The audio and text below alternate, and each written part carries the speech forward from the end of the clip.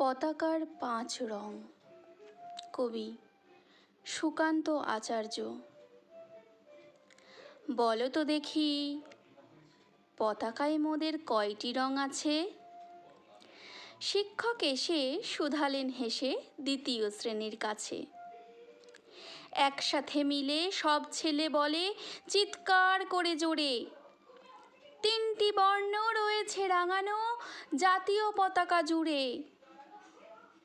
শ্রেণীর পিছনে বেঞ্চের কোণে শিশু ছিল এক বসে।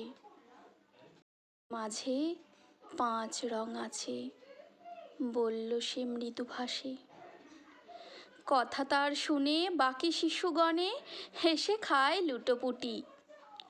শিক্ষক রেগে বলেন হেঁকে, বোঝাও কি করে 5টি? মাথা নিচু করে ভয়ার্ত স্বরে সরল শিশুটি বলে, ওপরে গেরুয়া, মাঝখানে সাদা, সবুজ আছে তার তলে। আর আছে আঁকা গোলাকার চাকা, নীল রং আছে এতে। শিক্ষক বলে, এটিকে ধরলে তবুও হচ্ছে 4টে। অবোধ শিশুটি বলল তখন, রং আছে আর এক।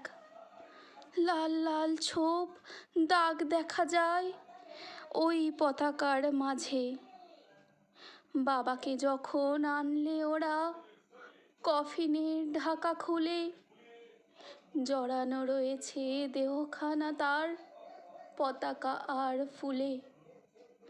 রক্তের দাগে ছিল লাল ছোপ ওই পতাকার মাঝে।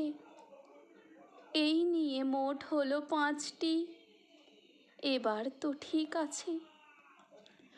সরল শিশুটির জবাবখানি কাঁপিয়ে দিল বুক। অশ্রু এলো নয়ন ভরে, শুকনো হলো মুখ। আজও যারা দেশের জন্য করছে বলিদান, স্বাধীনতার শহীদ সম তাদের অমর প্রাণ। হয়েছে স্বাধীন, পেরিয়ে গেছে 70টি বছর। দেশ বাঁচাতে যাচ্ছে যে প্রাণ, রাখছি কি তার খবর?